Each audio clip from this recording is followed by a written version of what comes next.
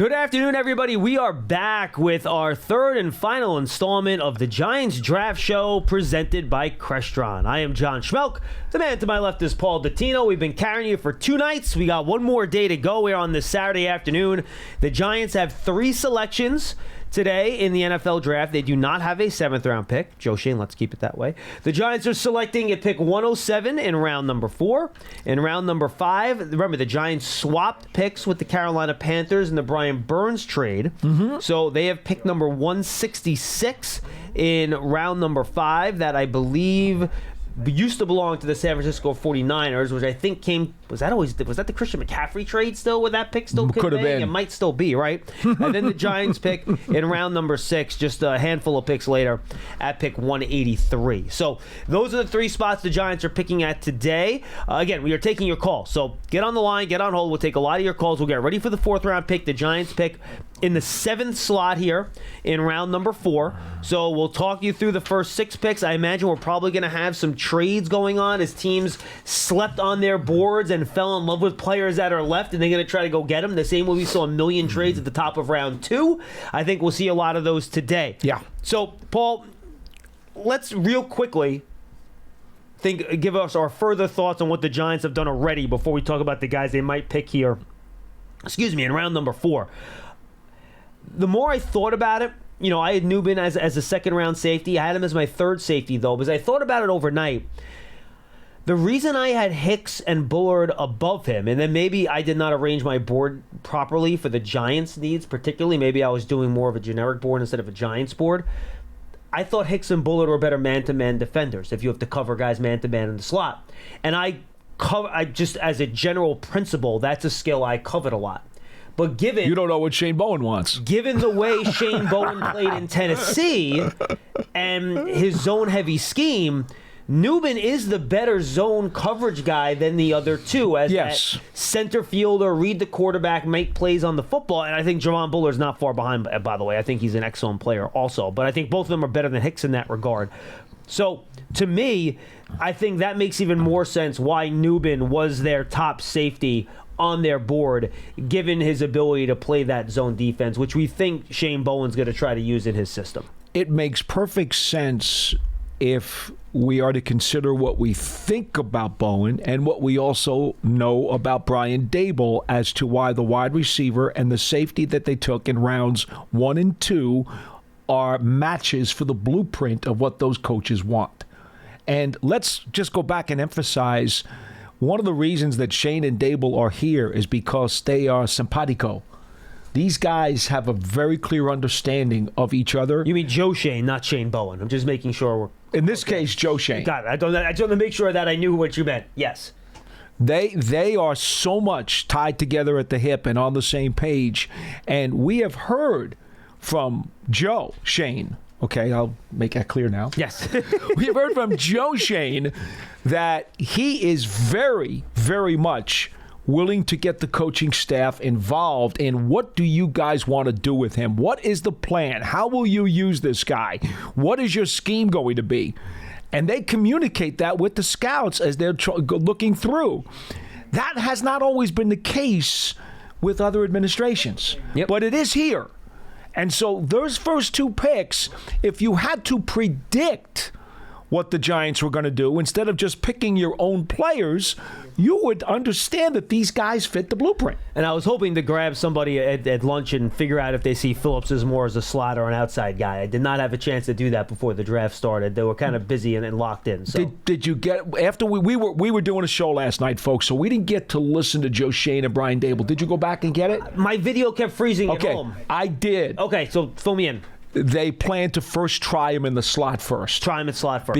Because the explanation that Joe Shane and Brian Daboll gave is that they believe that he is much like Cordell Flott. He's interchangeable. They think both guys have inside and outside capability, and they're going to go with Phillips as the slot guy first and see how it works out. But it will play itself through. I just had a revelation. So Jatavian Sanders went to 101 to the Panthers. He did. The top tight end on the board. Mm-hmm. The Broncos just traded up to 102. Paul, who did the Broncos pick as their starting quarterback? Oh, you got it. Oh, my goodness. They just lost Jerry Jeudy this offseason. They Yeah, could use a wide Franklin. receiver. You know who's available? Franklin. Bo Nix's number one option from Oregon. Franklin. Troy Franklin. 10-1, that's the pick here. Oh, that's it. It's done. You agree with me, right? It's done. It's done. You know, it's got to be. It's got to be.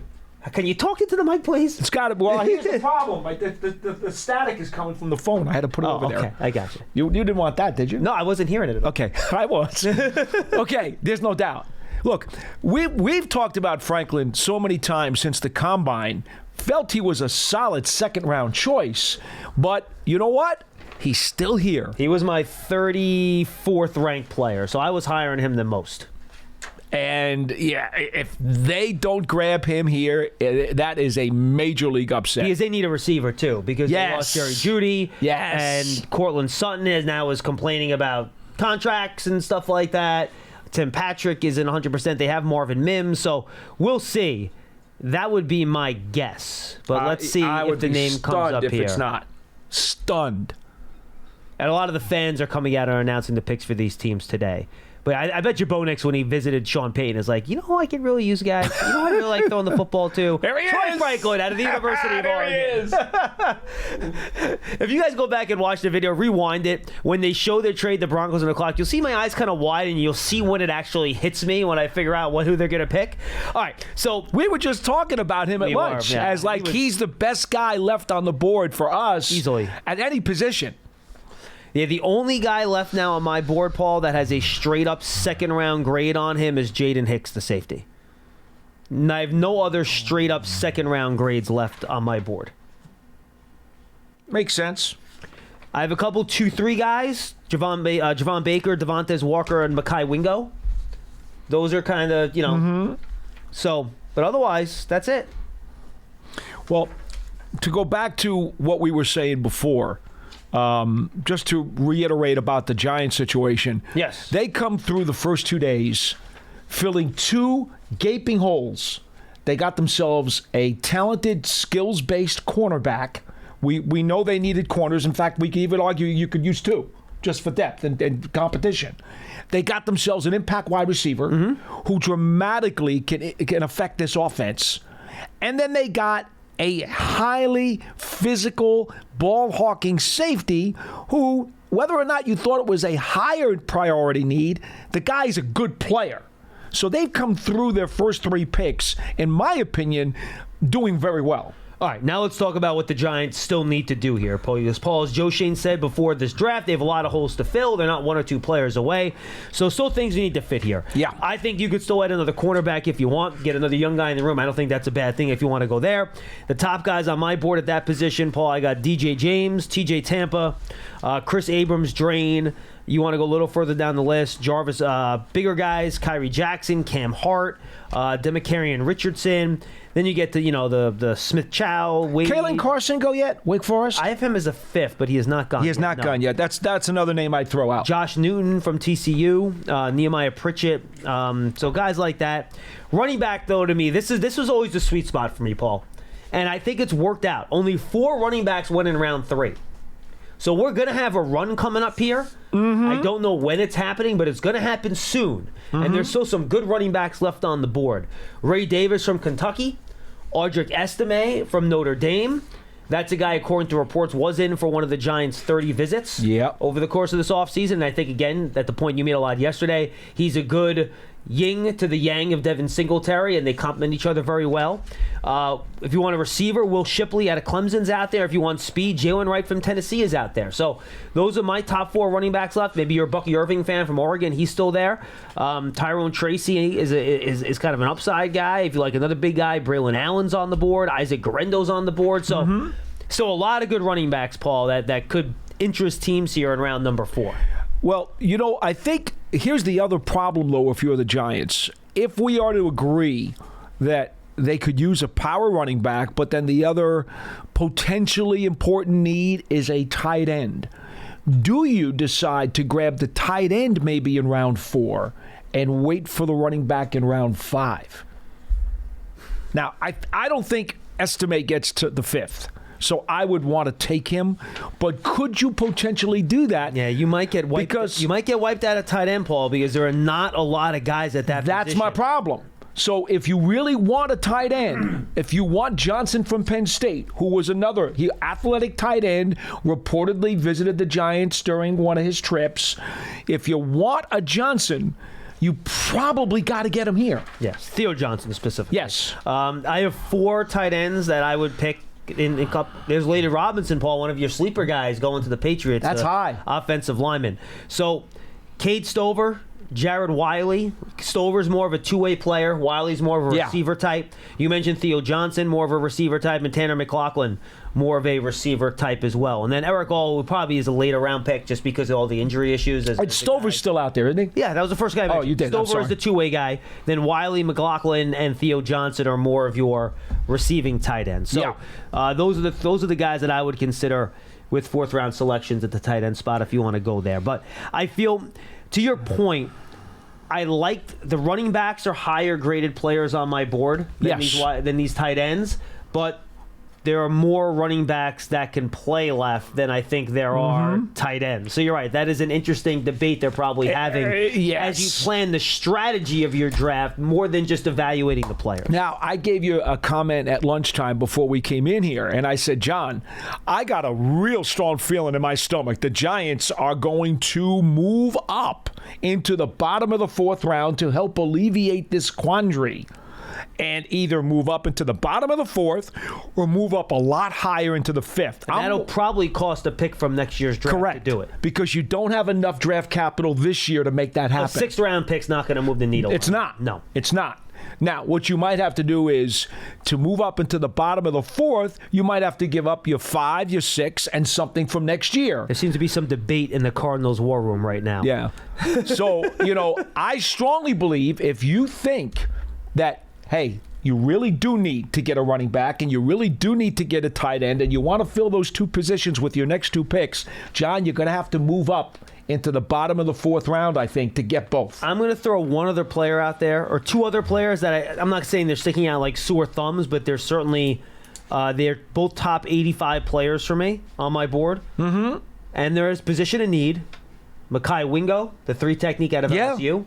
Yeah. He's a very good player. I do like him. One of our callers yesterday brought this player up. I have him a little bit further down than Wingo, about 15 spots maybe. Brandon Dorlus, the versatile defensive lineman out of Oregon. So those are 2 guys. It's really at thin, defensive tackle. Really thin. I have no one else until the 5th round in that group. Really so thin. If you want to go defensive tackle here as a 3 technique, I would understand going down that road as well, because I think both those guys right now would be good value at this particular juncture. Yeah, I think, we knew going in that the defensive tackle spot was already thin going into this draft. There was only a couple of guys, and if you didn't get them really early, you were going to have to wait quite a while to get decent value at the spot. So it doesn't surprise me, because it was not a primary need for me with the Giants that they didn't go high for one. Yeah. All right, let's get to the calls here. 201-939-4513. If I had to guess right now, I think if he's there, I think it'd be Estime. What do you think? I'm on my hands and knees for it, man. No, I'm asking you to predict, though. I know it's what you want. I want it in the worst way. If they do want him, they got to take him here. They can't afford to wait. I would say, I'd be fine with that. I would say I could predict that. I'd like to predict. Do you think they're doing that, though? Or you think they're doing a tight end? What do you think? I think they'll take him here and trade up into the bottom of the 4th for the tight end. Yeah, that's what I think they're going to do. I have Wiley and Stover basically touching with both high 4th round grades. One is my 113th player, one is my 114th player. So I think that would fit here value. So it makes sense. They could probably get McLaughlin in the lower 4th. Yeah, I think I think that's the guy you have the best shot at. I agree with that. So that's why I think Estime is more important to them anyway. I want the big power back. I think they understand that. So you go grab him now and then go get one of those tight ends in the lower 4th if you can move up. And I think they will try hard to move up. All right, 201-939-4513, folks. Go subscribe to our Giants Huddle podcast. It's our interview podcast. We've had great draft interviews, much of which now are kind of not timely because the draft has happened. But we're going to have a lot more stuff coming this week. I'll reach out. I'll try to get some of the college coaches of a lot of these players that the Giants have drafted. You can find the archive of the Thursday night and Friday night draft shows on the Giants Huddle podcast as well. And also draft season with Tony Pauline. We have our round 1 recap up there. We're also going to recap the entire draft at the end of today, and that will be posting either tonight or tomorrow morning. So make sure you go check out those 2 podcasts, Giants Huddle and Draft Season. You can find them on the Giants app, giants.com/podcast, or the Giants YouTube channel as well. Go check it out. Subscribe on your favorite podcast platform. You can do that too. And if you like what you hear on Apple Podcasts, leave a 5-star positive review for all of our podcasts. And by the way, also Big Blue Kickoff Live, which is our live show every Monday through Friday at 12:30 right here on Giants.com. Make sure you go check that out. The Cardinals pick safety Dadrian Taylor Demerson, who's a real big guy, really nice metrics, good player, good value here for them in round number 4. Did I have a 3rd round grade on him? I got to take a look where he wound up on my board. I think maybe I wound up with a 5th on him. If when all was said and done, or maybe I forgot to put him on my big board. I'll have to check where I'll have to check. Well, I have my rankings here too, so I can just go to my ranking sheet. I have him with a late 3rd round grade. So, all right, good pick there. Let me add this, John. Yes, and then when I get to the call. Yeah, Big Blue Kickoff Live. Remember, you can always go back to the archive. Maz, maybe if you have a minute, would you kindly check out, if it's easily accessible, what days on BBKL we talk to the radio voices of our top 3 picks? I will go back and I'll retweet those at some point today and tomorrow. Because obviously, like I said, when we do our BBKL previews with these guys, we're trying to get you the guys who have their boots on the ground and who have seen these guys each and every week for years. Their scouting reports on these guys is much better than anything else that we could tell you or you're going to read, because they're there. And they know everything about these folks. So, I would definitely, if you have time even before John tweets it out, go back and look. I don't think, don't do it now, because you should keep listening to this program. That's don't true. Turn it off. But bookmark it. I don't believe we did Kentucky, but we did do Minnesota. We definitely did Minnesota and LSU. And we did LSU for sure. Yeah. I don't remember if we did Kentucky. I'm not sure, to be honest. Yeah, I don't recall that either. Anyway. But 201, we only have so many days, folks. 201-939-4513. Let's go to Sean in Iowa. He's going to lead us off today. Sean, what's going on? Hey, guys. Well, first of all, John, I just found out on the show the other day that you're an Iowa Hawkeye fan. So, let's go Hawks. Where in Iowa are you, Sean? That's what I want to know. Where are you in Des Moines? Are you in Iowa City? Where you at? So we're in the Iowa City area. Actually, right now, I'm driving my daughter all the way to the western border of the state for a basketball tournament. What better way to spend the drive than to talk to you guys? Absolutely. That's fantastic. I will be in the Clive, West Des Moines area the week of the 4th of July. So I will be spending a week in Iowa in July. Awesome. It'll be hot. So, yeah, I know. Trust me. I've been there before July. It's not fun.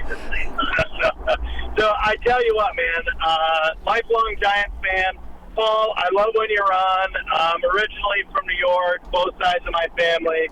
You remind me of friends and family that I miss here in Iowa. But the other day, there's been a lot of coverage lately, so forgive me. It was probably right after we picked Neighbors. You listed off the receivers that we got. That starting 4 when we put 11 personnel on the field. Right. So it's Neighbors, Hyatt, Robinson, and Clayton, is that right? Right. Yep. And you said, if you're a DC, how do you defend it? And I've been to DC at the high school level. It doesn't make me an expert, but it does give me an answer to that. And if I had NFL personnel against Oh no. Oh. match. There you go. If I'm an NFL DC, I got some dudes, right? I know we got dudes, but I'm going to match up my bets on your bets, play a safety over the top, and then I'm going to send it. I'm sending pressure, because the O-line is the weakness. And I don't want to be a wet blanket and start sounding like something. I don't blame you. That would be the first thing I'd do too. I wouldn't blame you. This offensive line hasn't proven that they can protect. I get you. So I'm hoping that these guys that have come in and some of the guys are getting healthy are going to give Daniel some time to get after it, but I was listening to it, and I thought, you know what, Paul, this is exactly what I would do. Yeah, Sean, and by the way, Sean, real quick, the trick with that is, and I agree that's the plan, the problem is that if you man up Neighbors and he beats your guy off the line, or you set a little pick at the line of scrimmage for him and he gets some space, that could be a touchdown. Yeah, he could go. I get it. I totally get it. And, the other reason why Rondell Robinson and Neighbors on the field at the same time could be tricky is because they've got a lot of gadget stuff that they could do with those guys. You could line them up in a bunch. You could put one in you double slot. You could do one in each slot. You could motion them. You could do wildcat. You could do jet sweep. There's a lot of stuff that I could do to give you a headache, So I think the biggest thing that Neighbors brings, in my opinion, obviously he's got the skill set, but he gives us options with the rest of the offense that we haven't had, and that's really what I'm excited about. Cool. Awesome. Sean, good stuff, my man. Good to hear from you. Safe travels. Guys. Oh, thank you, Sean. Appreciate the call. Let's go to Hugo in New Jersey. He's up next. Hey, Hugo. Hey, good afternoon, guys. What's up? So thanks once again for all the great work and for keeping up the stamina through this long weekend. I guess a few weeks ago on BBKL, I mentioned that one of the things the Giants needed was a slot corner that would be able to support the run game. And one of the things Coach Stable said yesterday is that Phillips really brings the lumber. He hits. He's aggressive and he's tough. So in some ways, I see that as a move that may improve us in two positions, in the slot, and by giving us the flexibility to move slot outside, really put a three-corner package out on the field that is improved and better against the run. And I think this safety is going to be better against the run than McKinney, who I never really saw as a great run support player. And as you recall, for some period last year, the Giants treated a wide receiver screen, defending a wide receiver screen, like it was some novel thing. They just couldn't do it, right? You would get teams in thirds and longs, all of a sudden a wide receiver screen goes for 15 or something.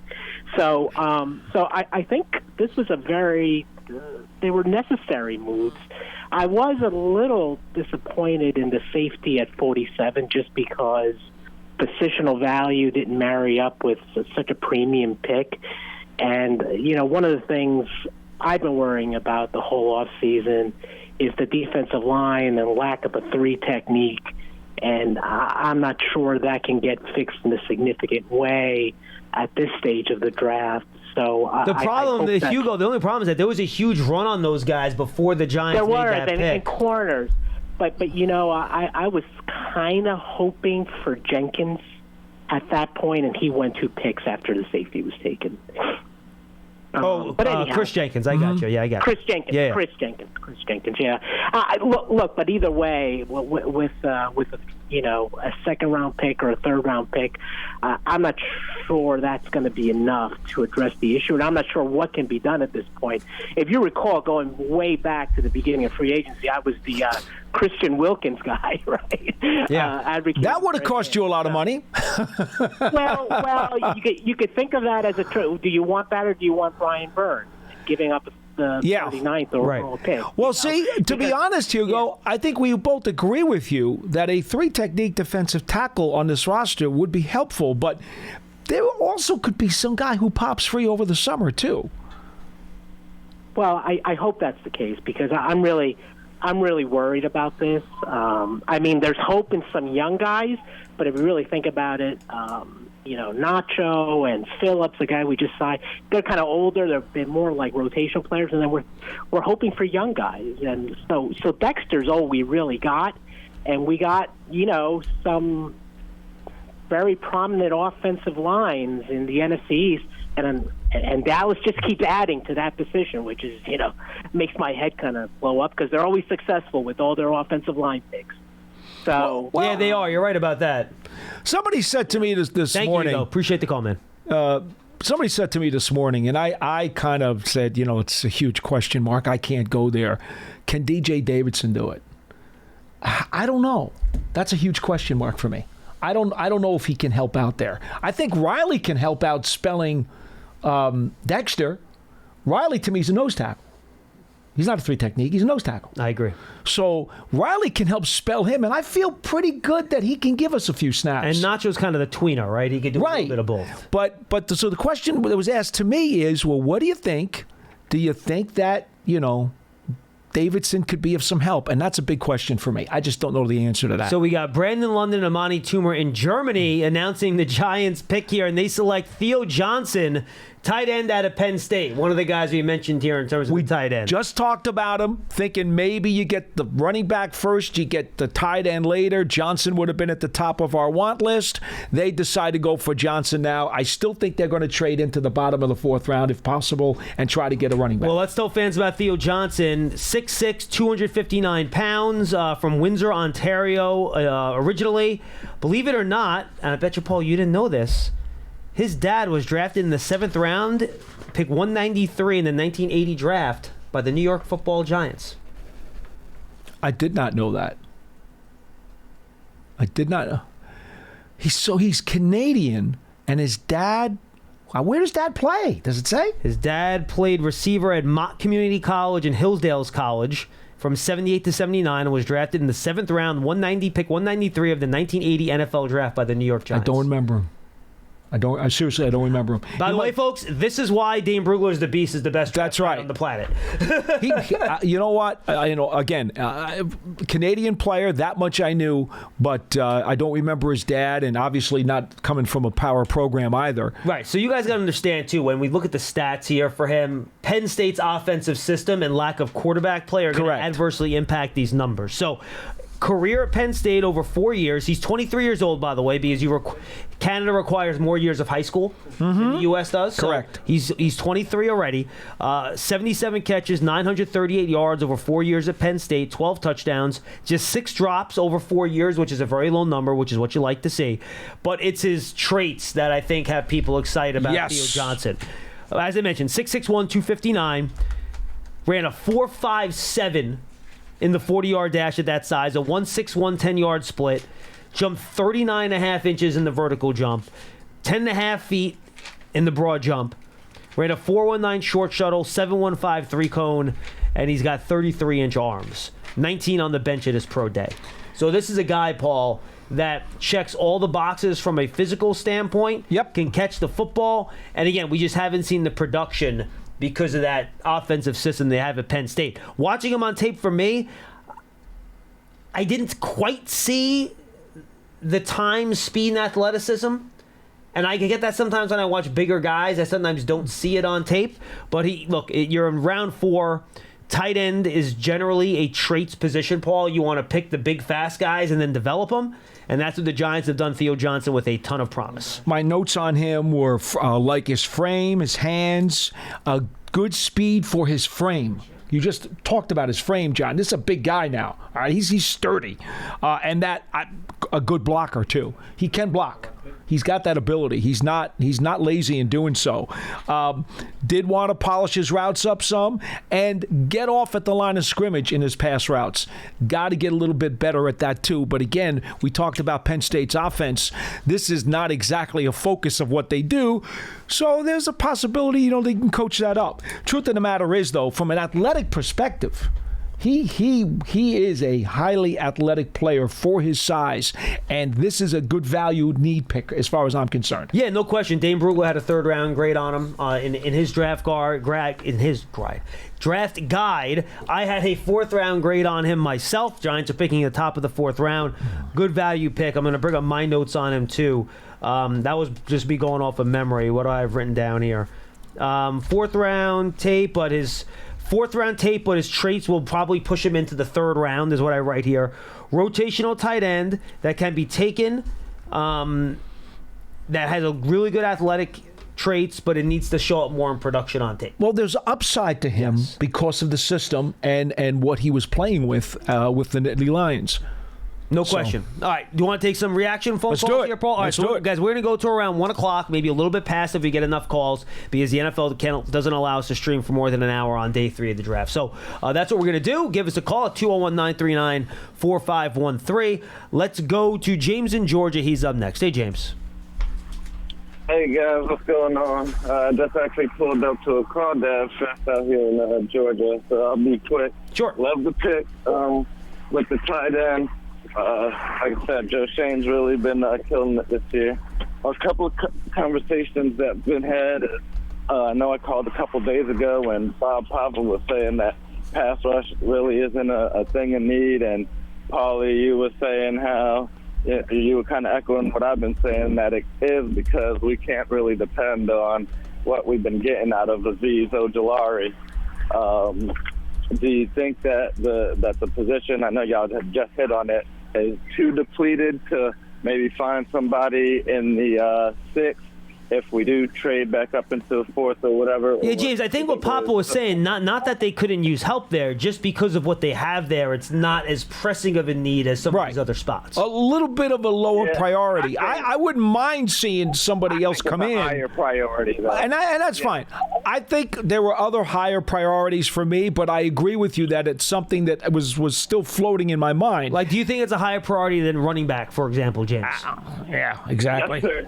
Okay, fair enough. Okay, and that's okay. Yeah, we need defensive line help because Jaden Daniels just came in. We still got to deal with Dak, like the quarterbacks, and we got to get to Saquon.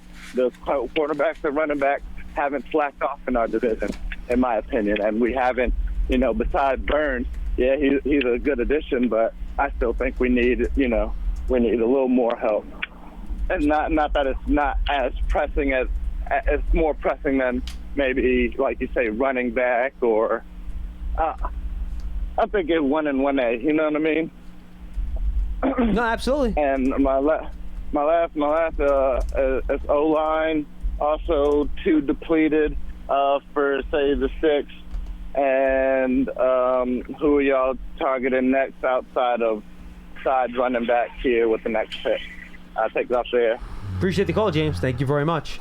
I think a 3-technique defensive tackle, running back, another corner. You want to pick a pass rusher? I'm fine with that too at this point. I'm fine with all those things. Outside of trying to get the big power back, and again, I hope they can trade up into the lower fourth to do it. To me, whatever picks they have left, simply just go best player available. I'm willing to throw need out the door at As this I've point. said, when you get to day 3, you just got to pick players that you think can help you. That's you can't it. Force it a certain position. Just take a guy who, hey, you know what? He's got some skills. Go. I'm taking need out of the equation. If I can get that running back, welcome to my world. I'm taking need out of the equation. All right. By the way, Kyrie Jackson to the Vikings at 108. Pick 109. The Falcons selected Brandon Dorlus. A lot of the guys we've mentioned here. And then the Patriots like Javon Baker, wide receiver out of UCF. I think that's a nice addition for them. I actually like Baker more than I like Jalen Polk, the receiver they picked at the top of round 2. Yeah, again, we're still seeing quality receivers, as we discussed all along, available and going in the 4th round. This was a very deep receiver draft, and it's proving out to be that way. What their production is over time, the truth will be in the pudding. But we knew you'd be able to draft guys that had something to offer in the 4th round. Packers just traded up for pick 111 with the Jets. We'll have that pick in a minute. 201-939-4513. In the meantime, Walter's in Nebraska. Walter, we have Sean in the car in Iowa heading in your direction, my friend. Well, listen, my daughter called me yesterday about the storms and everything like that, and I'm sitting there all into the draft. I'm like, man, just leave me alone. Like, the storms aren't going to do anything, and I felt so bad. I watched the news later on. Yeah, tornadoes, right? They were crazy, I heard. Where all of her neighbors, she doesn't live like, she lives like maybe an hour away from me in one of the other cities, and I was like, old stuff. Hope everything is safe for everybody out there, whoever's impacted or scared or frightened from this stuff. Please, God bless all of you. I appreciate that, Paulie D. Listen, I just called in about a couple little points. Paul, you were right. I think I want Estime. He's just like straightforward, all business. He looks to like maneuver But and the one other quick thing that I noticed about him is just that, like, when he leaves his feet, it never seems like long where it's like he's going to hurt himself. Like, you know, when other backs or other people do that, I'm always like, well, you did that to escape one defender, but the other one is just like 2 yards on you. But this guy, it's like a hurdle. It's just wonderful. And I had one quick question. Well, not really a question. I guess and I know it's like all inside business, but the Bears. I don't understand how we let Fields go to the Steelers without, like, for a 6th round pick. Like, the Giants could have did something there, knowing that we have a question mark at quarterback. And I know that they, you know, I guess the word is just that they wanted to give him an opportunity to go where he wanted, to write his own ticket to wherever he wanted to go.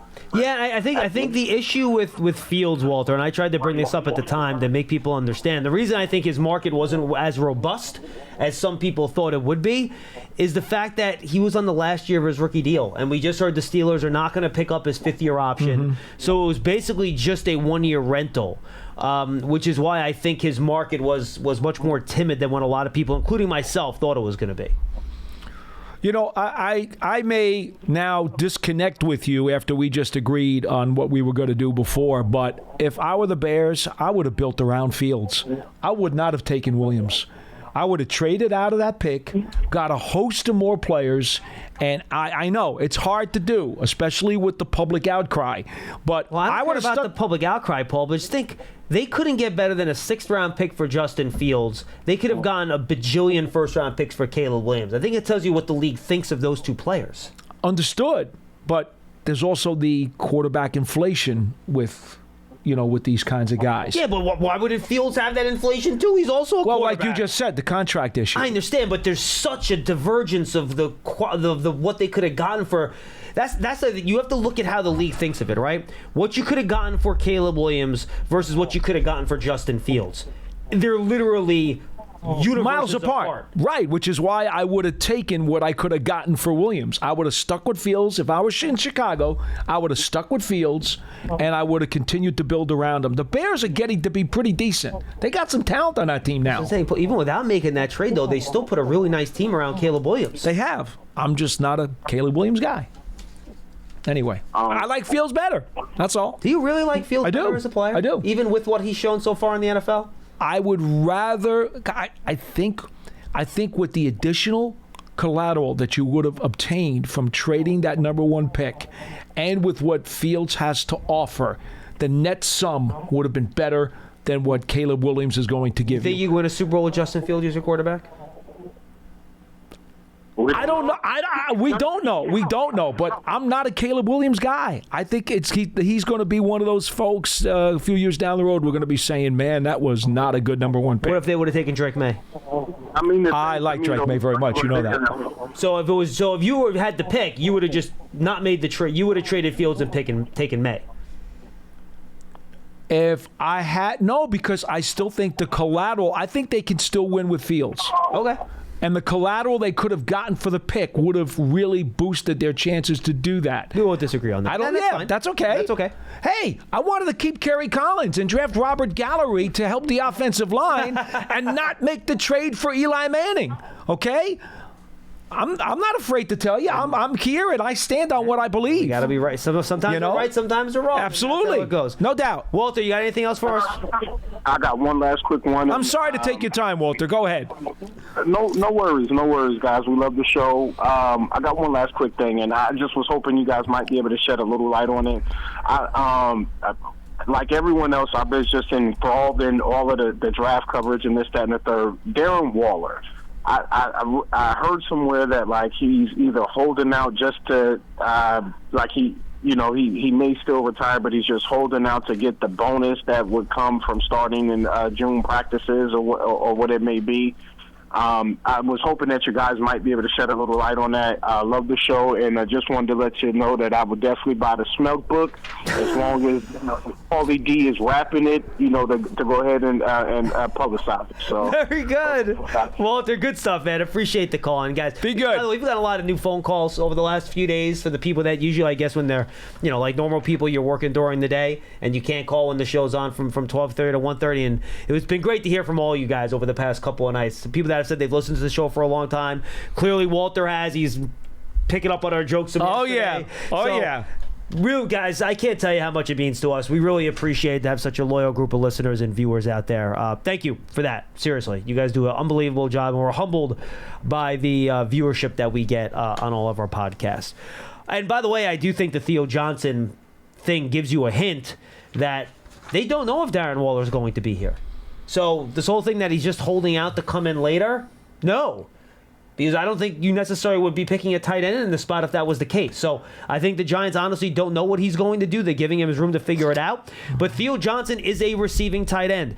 He had over 200 snaps playing either in the slot or outside last year, and he had about 300 in line. Correct. So he could do both. He's an athlete. He is a potential replacement for Waller if he does in fact retire. He's a better athlete than Bellinger is. Yes. And I would like to believe that where at Penn State, he was not necessarily a big part of an explosive and exciting passing attack very much. Okay, that was not emphasized.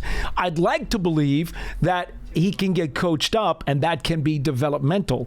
Remember, his traits are really strong, so there is upside there if that's the way the Giants need to go. Of course, the Ravens can just sit there at 113 and they get Devontae Walker, because that's what the Ravens do. They just sit and pick the best player available, and they get good players all the time. Sorry for interrupting. You just annoy me because they always have guys fall in their laps. And we were talking about him all night last night as, again, one of those second-tier receivers that was falling like a rock. And all three of those guys, Paul, that we mentioned in our little pre-show barbecue lunch here are gone. Franklin, Baker, and Walker. Bingo. Those are the three guys I had left with potential second-round grades on them. Yep. All gone in the first 13 picks of round And once again, quality wide receiver prospect getting all the way to the fourth round. We told you that was going to be the situation because it was such a deep situation. Anyway, I interrupted. You were still talking about the tight ends, Paul. I'm sorry. Oh, well, the one other thing in terms of the tight end situation, the caller was on the road.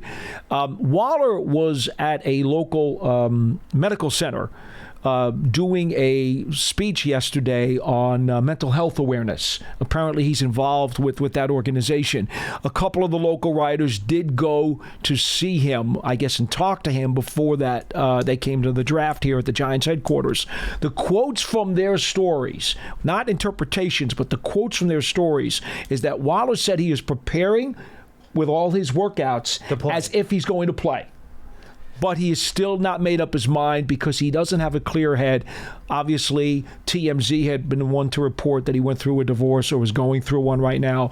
And so there's a lot going on, in his life. And he hasn't sorted it out and doesn't know if he can fully commit mentally to being a player this year to his teammates. And by the way, even if he comes back this year, there's always a chance he could decide to retire next offseason. He's over 30. You need a replacement for him down the road. Right. Like you mentioned, Theo Johnson, because of the Penn State offense, a bit of a developmental guy. So the pick would still make sense even if he's absolutely. Whether or not you took him early fourth, late fourth, whatever it was, the Giants obviously saw that there was a lot of upside, and they made the move. Let's go to my current hometown. Let's go to Abby and Nutley. Abby, what's going on? Hey, what's up, man? How you doing, Paul? How you doing, John? Hi. What's up, dude? And so far, I'm excited. The bottom line is that, Joe Shane is trying to do, fill up the holes that we have. I like the Taylor Newbin pick at safety, with McKinney. The fact that we got a number one receiver in Neighbors, I like that. I was happy to hear that they were aggressive trying to go after Drake May, because that was the quarterback that I really wanted. I know that we got only 2 picks left so far, and, still a way to go to 166. And like you, Paul, I want a power running back just in case. I miss Brandon Jacobs a lot. I miss that, having that power late in games. But so far, I'm still hoping that Spencer Rattler hits here. I know he's a quarterback that it seemed like could be a top quarterback coming out of college a couple of years ago. I guess he had that type of hype. I don't know what really happened. He kind of fell off. But so far, I like the direction the team is going, and I like the Theo Johnson pick at tight end. Like y'all was talking about Waller and everything. We don't know exactly what's going to happen with him. But the bottom line, this kid looks, like he has a good potential to actually be kind of like a weapon underneath and stuff like that. He can block. So probably we get our own Kelsey or Griddle here. But other than that, I want to say thank you for your coverages. Everything y'all do for the last couple of years, it's been awesome. Just bringing out the information day by day, year by year. I know it has to be hard work, and I appreciate what you're doing. Thank you so much. No, I appreciate it, man. Thank you. And again, thank you all you guys for listening. You guys, by the way, for everybody that's listening to this, and if you're listening to the recording or live or whatever, if you have friends that are Giant fans and maybe don't know about what we do here, tell them. Yeah, for sure. Tell a friend to tell a friend. And let them know to go check out our stuff and to subscribe on your favorite podcast platform. Again, leave those 5-star positive reviews if you're on Apple Podcasts. That certainly helps too. Good time to remember or remind people that Big Blue Kickoff Live is every Monday to Friday, 12:30 p.m. Eastern Time for 1 hour. We could take your phone calls then too, not just during the draft. 5 days a week, 20 to 25 days a week, 12 months a year. You usually take 1 week off around the 4th of July, and that's usually it. Otherwise, we are up and live every day. And you know why we're able to do that? Because of you guys. Because we get calls and we have people listening, and you're wonderful, and we really appreciate it. 201-939-4513. Let's go to Bash in Ohio. Bash, what's up, bud? What's going on, John? Hey, Paulie. Hi. Pick at tight. Good. A couple of things I wanted to bring up as far as that. The tight end, I love to pick with a tight end from Penn State, Theo Johnson. Wanted to get y'all take on him with Jatavion Sanders going with the first pick to Carolina. How did y'all have them matched up, and how do you compare them to as far as the Theo Johnson and Sanders? Where did y'all have them ranked as far as the tight ends and as far as those two? I had Sanders a little bit higher than Johnson, probably by about 20 slots or so. But it's a tough spot because if you put Theo Johnson in that Texas offense, I think there's a good chance he's just as productive as Sanders, right? Right. Johnson, I think, might have actually. I'll look at their RAS scores, but I think I think he might have tested a little bit better.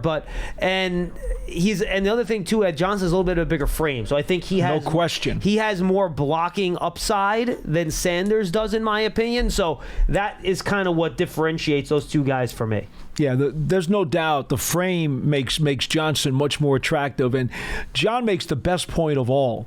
You're talking about two guys in totally different systems, the way that they run their passing game and the way they utilize their tight ends. Yeah. So you have to really project based what your upside is for Johnson.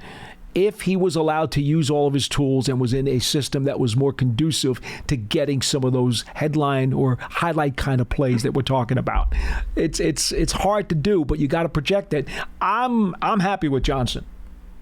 Right, that's what I think. As far as they said, he wasn't really utilized in Penn State because they was a run-heavy team. Absolutely. So he wasn't really utilized, so I love the Johnson pick. And by the way, Bash, real quick, even when they threw it, Penn State's quarterback play was not great. Not great. Not the best this year. One thing I only wished as far as that we would have traded back with that pick. I think there was a lot of tight ends available in this area as far as the fourth round. So I wish it was a trade back with us having a late pick in the fifth round. As far as that, I wanted to ask about the fifth round pick. As far as I think the Colts or the Bills have our fifth pick, how did that happen as far as I know we have the 49ers were late in the fifth round, but what happened with our fifth round pick? I remember as far as how did we swapped it. The Bills or the Burns deal. Yeah, the Burns deal, we swapped it with the Panthers. Oh, okay. So that's why the Panthers are picking for us at 141, and we are picking for the Panthers at 166, and the Panthers got 166 from the 49ers, I think, in the Christian McCaffrey trade. Oh, okay. That's what I didn't know why we said that. So that's why I thought we would have traded back in the fourth just to get some extra picks, but it's not picking it so far in the fifth. So just wish that we would have traded back and probably got some more picks and got Johnson because there's a lot of tight ends. And one more question, and I'll take that offline with y'all. As far as I know, in your mock draft y'all had a couple of weeks ago, Paulie, you said something about T.J. Thompson's Tampa. So I want to know, why is he falling as far as the cornerback from, I'm not sure where he's from, the Tampa cornerback is falling, still sitting here in the fourth. I know y'all, I had like a second or third round grade on him. So what's the thing with Tampa? Yeah, look, TJ Tampa is a big physical wide receiver, cornerback, and he doesn't, at least in my opinion, he's not a great side-to-side athlete.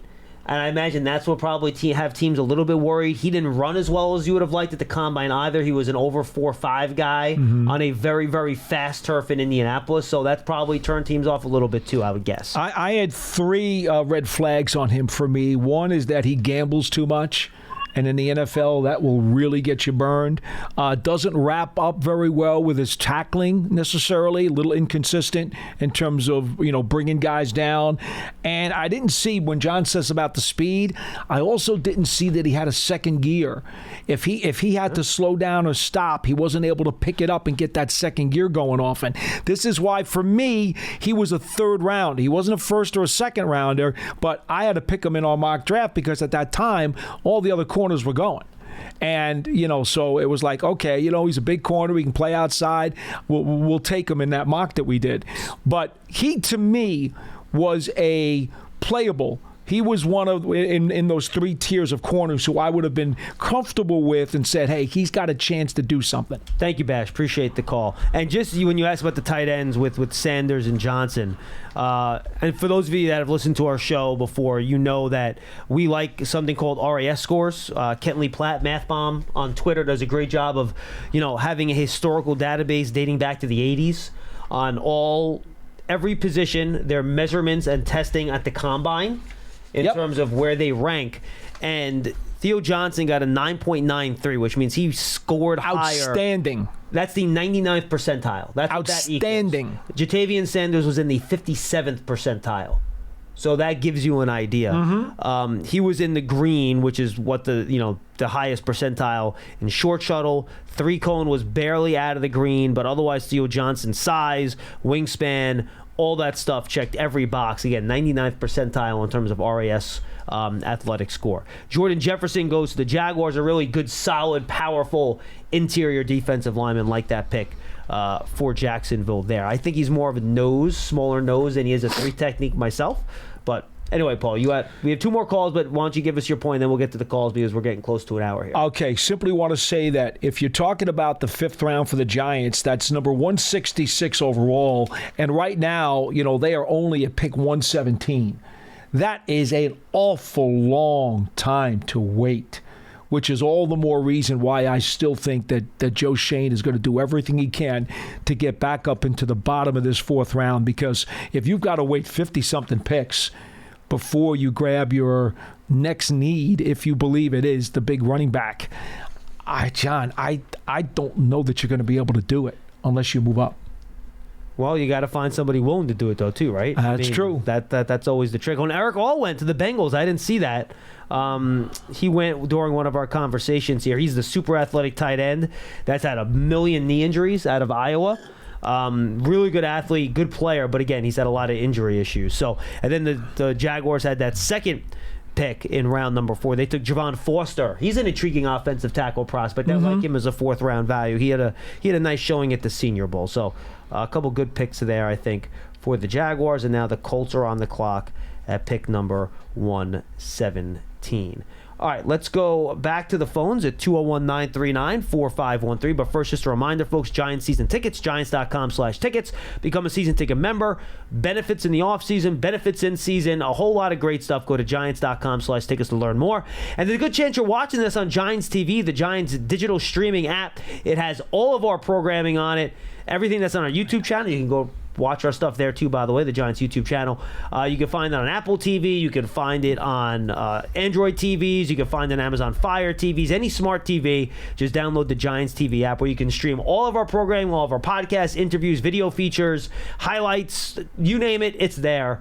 Go to Giants TV and check that out. All right, 2 more calls and a couple of names that aren't super familiar, which I like to see. Tim in Florida. Tim, what's going on, man? Hi, guys. How are you doing today? We're great. Okay, so far, I can't say that I dislike anybody they've picked today. I'm not sure I'm crazy about a cornerback who's never had an interception, but the elephant in the room to me, or 2 of them, are, 1, we ranked 29th in sacks last year, and I don't see any improvement in there, and we have had the worst offensive line. Tim.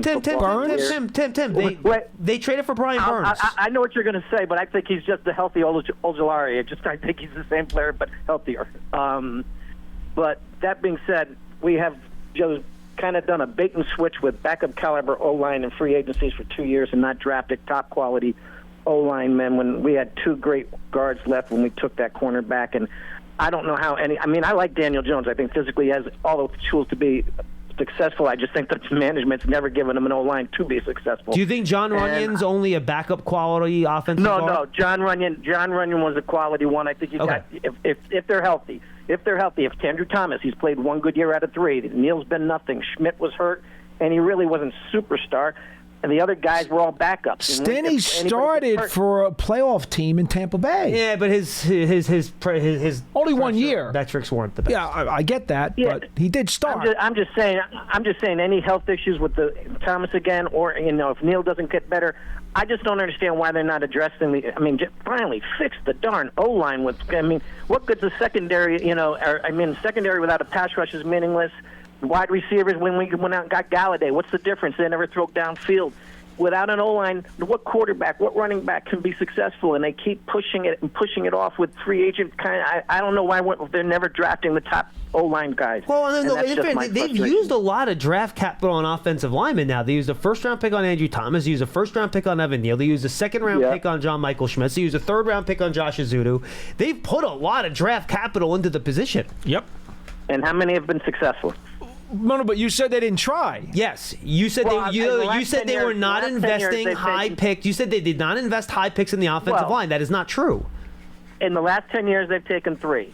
Flowers was a bust. Thomas was one who's been good when he was healthy the year before, and Neal has been a bust. Don't go back. Don't go back 10 years. Go back 5 years. Go back 6 years. You're going back into a previous regime. You can't hang that on the current regime. You go back 5 or 6 years. They've used 2 first-round picks, a 2nd-round pick, and a 3rd-round pick, all on offensive linemen. That's a lot of capital over a span of 5 years. I understand that, but it's still not fixed, is what I'm saying, and that's been the biggest crutch on the Giants. Their offense has suffered. The running game has suffered. The downfield passing game has suffered, and Daniel Jones has been running for his life and taking more sacks than whoever's back there.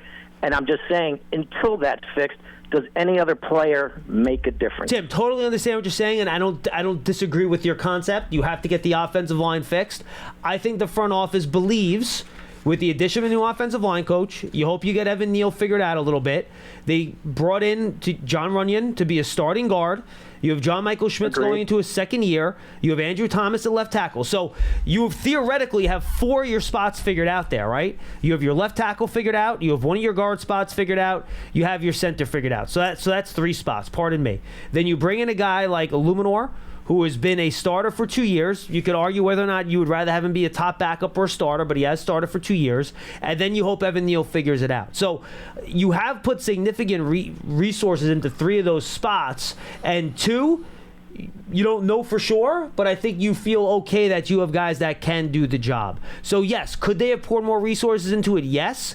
But I do think you are then taking resources away from other positions where you can use a whole lot of help. Zudo was a 3. That's not exactly not a resource. Oh, no, it's a resource, but he just hasn't shown anything in his playing time. But they did use a 3, which was an effort to try to get somebody to play. I'm beyond using the resources. We're just kind of talking about kind of where we are now in terms of how confident you feel with the guys at each spot. Mm-hmm. And I'm looking at granted, Andrew Thomas is going to go into his 4th season. Neal's going into his 3rd. 6th, right? I think it's 6th year for Andrew Thomas. It's amazing how long he's been around already. Is it 6th? I think this is his 6th year, right? If I'm not mistaken. 5th or 6th? Is it 5th? Andrew Thomas? 5th year? Is it his 5th year? I don't even remember. I think Andrew Thomas is just at 3 years. No. 5th year, though. He was drafted the year after Daniel Jones, right? He was their 2020 first-round pick. So he played in the 2020 season, 2021, 2022. This will be his 5th season. It is his 5th. Yeah, it's his 5th. It's amazing. It seems like he just got here yesterday. Geez. Well, I guess contracts are going to come up, and what I'm saying is I see free agent signings. I see guys now they're going to have to decide whether to pay him. Well, they already paid Andrew Thomas, Tim. He got a second deal. He signed through 2029, dude. But I'm saying he's hurt. He lost the full season, and I'm saying we don't know how he's going to come back this year. We still have no idea what Neal's going to do. I'm just saying there's no younger ones coming up to see whether they'll develop for the future. Andrew Thomas came back and finished the year last year. He's healthy. He's fine. You think so? Yeah, he's absolutely fine. He had a hamstring My bad. injury. I'm missing. Yeah, Andrew Thomas. You're thinking about Neal. Yeah, you're thinking about Evan Neal. Evan Neal finished the year with a knee injury, and he did not return. I think Correct. you're confused. Neal's heading into his third season. You're confusing Neal and Andrew Thomas. Then I blew it because I thought Andrew Thomas missed most of the season without being there. Because No, he missed 7 games last year, And but then he he came missed it back. with a hamstring injury in the first half of the year. He played the final 7 games of the year last year, Andrew Thomas. My bad. I thought he missed. It's all right. Nah, you're all good. Appreciate the call, Tim. Good stuff, my man. 201. And look, guys, no one is more sympathetic to people that want to just keep throwing resources at the offensive line until you get it fixed. I get that. I'm never going to criticize you for that if that's the way you feel, given what we've seen here over the last 7 or 8 years. I totally get it. But they did throw a lot of resources at the offensive line this offseason. So you hope that pays off. It was more throw numbers at the problem rather than, one huge contract for one guy. But they did throw a lot of resources at it. All right, final call of the show is Aaron in Texas. Aaron, what's going on? Hey, how's it going, guys? Hope you're having a good Saturday, first and foremost. We're talking to you guys. We're having a great Saturday. Come on. Yeah, there you go. Great Saturday. This is going to be a different call than what you guys normally get. I know normally it's a lot of negative Nancy's per se, but I want to give props to Joe Shane. He's having a great draft. Not reaching for a quarterback, that's awesome. You love to see it. You got a great value with Neighbors. Now we got Daniel Jones, the number 1. I'm going to be honest. I'm not 100% sold on Daniel Jones, but I'm fair to say that he hasn't really had this. I think this is probably going to be his most optimistic going into a season, which is unfortunate. He's coming off the ACL, but I think he'll be okay. An ACL nowadays isn't what it used to be. I think This is definitely, as we stand here today, the best supporting cast Daniel Jones will have had in his career with the Giants, and quite frankly, it's not close. Yeah, correct. I'd like to honestly, see a little more production or explosiveness out of the running back room because they've taken a step back there. I will trade that for more explosiveness out of the wide receiver position. That's fair. 100%. That's fair. 100%. We're on the same point there. And the other thing I was just going to say is that, I was even having this argument because, as you guys heard, I'm from Texas, so I got nothing but Cowboy fans around me. So I was letting them know, if you really stop and think about it, I'm not sure if you guys have thought about this, but Malik Neighbors might be the best player that Daniel Jones has ever thrown the football to. If you think back all the way to Duke. Oh, no. Time out. There ain't no might about it, dude. He is. And it's not, frankly, I'll use the expression again. I know he hasn't taken a snap in the NFL yet. Skill set wise. He's the most talented wide receiver Daniel Jones has been around, and that's not even close. Skill set wise, yes. I saw this thing, and not to kind of just say what we already know about Malik Neighbors, right? But I saw this video that showed his measurables side by side with Jamar Chase, and they're almost identical, right? Yeah. And obviously, it's still what's between the ears, and the kids gotta put it on the field and everything. But like we said, it's not even close. He's the best guy. And even before this, no disrespect to the guys who have gone out there and played for us, but Daniel Jones has been up there in some nice statistics, deep pass completion rate, I think is what it was. His deep ball's always been nice. It was deep ball accuracy 2 years ago. There you go. That was very high. There you yes. go. Right. Not enough of them. You want more of them, but the accuracy a couple years ago was excellent. Exactly. And one thing that I've always seen with Daniel Jones is that one thing you always see people say is the fumbles, hey, and in crucial situations he fumbles. But besides that Seahawks game last year where he threw that pick 6, you don't see that a lot from Daniel Jones. For the last 2 years, he has turnover kind of improvement has been dramatic. Issues. Yeah, yes. absolutely. You just need more overall production now is what you need. Exactly. It's hard to be consistent when you don't have consistency around you. So, if he kind of goes into this year, has some nice consistency. I know it's hard because they got that whole decision of, hey, they got to make that decision now. Are they going to cut him after this year, or are they going to stick with him the 4 years? I know that's a tough choice. Daniel Jones is going to have to put a lot on the field. I would say if he does what he did in 2022, that's probably not going to be enough, in my opinion. But, who am I to say, right? I'm not sure. I just think generally speaking. But if he shows, I say goes out there, has a nice season, 10-plus wins, I think he's got to hit 10-plus wins, in my opinion. Just because, I know the number specifically doesn't matter, but I think it'll just look nicer next to his name. Hey, look, this is not the most important season of Daniel Jones' career, That was 2 years ago, the year before he got a contract because he was going to be a free agent. Oh, yeah. But this is the second most important season of Daniel Jones's career, mostly because he has to show the team that he can stay healthy for a full year. That's a big part of it again, too. Oh, my gosh. Did they really? I guess we can rephrase it. We can rephrase it to this is the most important season in Daniel Jones' Giants career. Let's put it that way. I would say, because obviously for his personal gain, I mean, he got his money, obviously well deserved. He's still a good quarterback in the NFL. I feel like Daniel Jones is a guy who can benefit from a fresh start. Personally, I mean, don't get me wrong, I would love for him to succeed with the Giants, but even if it doesn't work out, I think a fresh start would be great for him anywhere else he were to go. I think honestly Daniel Jones would succeed if he were to leave the Giants after unfortunate circumstances. But I mean, I'm kind of trailing off. I'm sorry, guys, but point of the call was it's all right to give Joe Schoen his props because, like we said, he got Malik Neighbors, which was a nice pick. Everybody knows about that one. He got us a starting safety after everyone bagged them for letting Xavier McKinney walk, which I agreed with. You don't pay that position premium money. We're on the same page there. And the corner is solid. I know everyone's going crazy that he doesn't have any picks, but I think I heard Dion say once that when you don't have a lot of picks, it means they're not throwing to you a lot. So, I mean, I'll take it. I think I'll take it. His one-on-ones look nice. And today we got the tight end. Nice security. Am I mistaken that he was rated tight end 2 after Bowers, or is that accurate? It depends on what board you look at. Yeah. Most people had Jatavian Sanders as the second tight end, but he was definitely in that next group. To simplify, picks 3 and 4, and I think John will agree with me on this, picks 3 and 4 were more traits picks. Both of those guys have good athletic traits that should show upside once they get here. There you go. And if you believe in your coaching staff to bring out more in these guys, they should have the tools that will allow you to do it. I think Theo Johnson was probably more of a traits pick than Phillips. You know, Phillips he ran the high 4.4s, and he's not super long, he's not super tall, so he doesn't check every traits box. But he certainly can. I think he's a versatile cornerback that can do multiple things. Only played 2 years as a starter at Kentucky, so there should be more ups at him, is what I'm saying. No, I hear what you're saying.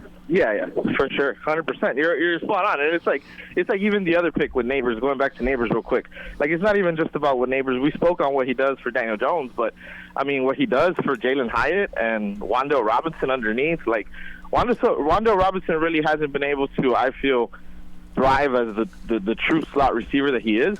I think if he can have a full season where he has someone taking that double team outside, I know obviously Saquon's not there, but I think, like you said, we'd rather have that explosive option outside that can take the top off. And, I mean, Wan'Dale can do what he does underneath. And he's scary good sometimes. I mean, that's not even – Hyatt hasn't even really become the player that he can be. So, I mean, it's really – I feel like it's a nice move for overall offense. And then going back to what everyone else wants, because we all know why everyone was complaining. Everyone wanted Joe Schoen to reach for a quarterback. That's what everyone wanted. But what's the point of getting a quarterback if he wouldn't have had a good offense? Well, let's say worst-case scenario, Daniel Jones doesn't work out. At least Joe Schoen is building a nice landing spot for whoever does end up. Hey, Aaron, great stuff. Appreciate the call. Thank you. You can never go wrong with building a good roster with really good players. Exactly. No, that's right. Exactly. It's true. And by the way, I'm just going to throw out 2 laurels here to other teams that understand their identity and are playing into it nicely. The Dolphins just got Jalen Wright out of Tennessee, the 4.38 running back. So now they're either going to have him or Devon A-Chain on the field for every snap. Yes. I mean, could that fit better with what they're trying to do? Really good. Then I also want to throw some laurels with the Pittsburgh Steelers. I was just going to say. Let me make sure I have the players right. Yeah. In the first round, they draft Troy Fautanu out of Washington. We know what a good player he is. Guard, tackle, take your pick. Trenches. Like. They pick Zach Frazier, center out of West Virginia in round 2, who is going to be a starting center, former wrestler, really good player. And then they pick one of my personal favorites here in round 4, Mason McCormick, who's another just road-grading, powerful guard. So they might have gotten 3 offensive line starters in the first 4 rounds of the draft. And you know the Steelers want to play into being a physical running team? Well, they just played into that big time with their draft picks over the last couple of days. McCormick out of South Dakota State, one of those guys who McCormick. will get knocked for the competition level that he played against, but again, if you love the traits, you believe you're going to be able to coach out the best in him, even against the higher level comp. So, that's a risky pick to some, but if you like the traits, man, you got to really be happy getting him where you did if you're the Steelers. First punter. I missed it. Just now? The Bears at 122. Oh. Torrey Taylor out of Iowa. Wow. Look out. We stayed on for the first specials, Paul. We've gotten one player from every position now off the board. It's very exciting. No kickers yet.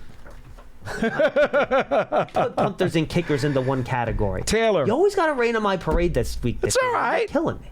Interesting number about Taylor, right?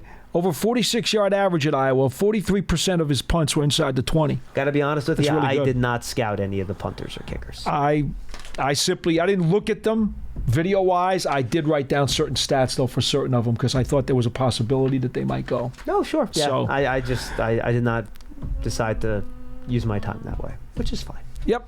Paul, great job last week. Can I give you one sleeper? Yes, give me your Giants final fans, thoughts. my absolute, total sleeper, deep sleeper, Isaac Guerendo. Keep the name in mind. He may wind up being an undrafted rookie free agent. He may not even get picked. With those numbers at the combine, 4.33 in the 40. he's getting picked. 6 feet tall, 220 pounds, power back. Did not play much at Wisconsin, was buried on the depth chart, transferred to Illinois, played some last year. He is green, he is raw, he is inexperienced, hasn't had a lot of work. But the traits are off the charts. If you want a big thumper of a running back, Isaac Guerendo, deep sleeper for me. We'll see. That's it. Yeah, I mean, I don't know if I have a deep sleeper for you. You want a receiving running back? Dylan Loud out of New Hampshire. You want a receiver that can play the position a little bit? He's a guy I like. Want a thumper. So, I don't have a thumper. I have Dylan Lobb. Thank you very much. You're welcome. Yeah, look, guys, there's still a lot of good players on the board. Cade Stover, tight end from Ohio State, just went. And, Paul, the tight ends are almost wiped out. We talked about why you would pick a tight end in this round instead of a running back. We've only had one running back taken, Jalen Wright. And the tight ends, except for Tanner McLaughlin. Did Jared Wiley get picked? I don't think so. No, right? not yet. So Wiley and McLaughlin are getting still close, there. though. But We the other discussed guys are that, all, right? I'm surprised Eric All went ahead of Wiley. Yeah, to be me honest too. With you. But that was a predicament, an enigma that we were trying to solve. Do you grab the tight end here? Do they go? Or do you grab the big power back here? Do they go? Giants decided tight end. It looks like they made a good move. They did. Paul, excellent job the last couple of days, my Been a lot friend. of fun. Guys, thank you again. I can't tell you, the fans, how grateful you are for being with us and hanging with us and calling in and just making these shows awesome. It's my favorite 3 days of shows that we have all year long. Just remember, and we'll talk about it more this week, these are the 3 most important days of any NFL offseason. It's more important than, it's less sexy and it's less flashy than free agency and less exciting for a lot of people, but it's the most important thing because if you draft well, you build a cheap foundation of your team, and then you don't have to use free agent money on other players. You lose players you draft, you get comp picks for those players, and you just keep rebuilding yourself all over and over again. Look at how consistent the Eagles and the Cowboys have been over the past 5 or 6 years being a good football team. It's because they draft well, they re-sign their own guys, they lose some other guys in free agency, they get comp picks, then they turn those comp picks into more players, and the cycle just keeps repeating itself. So it's so important to build your foundation through the draft. It really is what makes franchises great. We talked about the Ravens, how they always draft well. All these good teams draft well. If you don't draft well, eventually the cycle ends and you hit down spots. I'd even go as far as to say the Steelers. Throw them in there, too. They understand their identity. They do. They know what they want. They're consistent, and they just keep turning the wheel. Paul, the 49ers' best skill position players are Deebo Samuel, Brandon Ayuk, and Brock Purdy. They're all drafted. One was in the first round. Another was day 2. Purdy, we all know, was a day 3 pick. George Kittle was a day 3 pick. Tell me about it. Just go down the list. The teams, their safety, Hufanga, he was a day 3 pick, right? I don't think he was even a day 2 pick.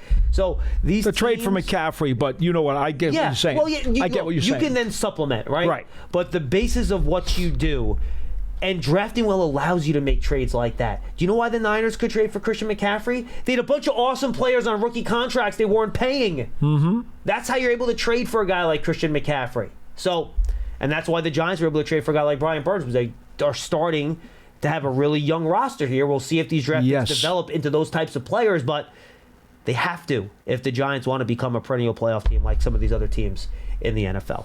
For Paul Dottino, I'm John Schmeelk. We'll be back with Big Blue Kickoff Live on Monday as we recap the draft. And then every day, 12:30, Big Blue Kickoff Live. Make sure you tune in. For Paul Dottino, thank you to Sean O'Hara for joining us last night. Again, thank you to the callers out there. We'll see you next time. Thanks for joining us for the Giants Draft Show presented by Crestron.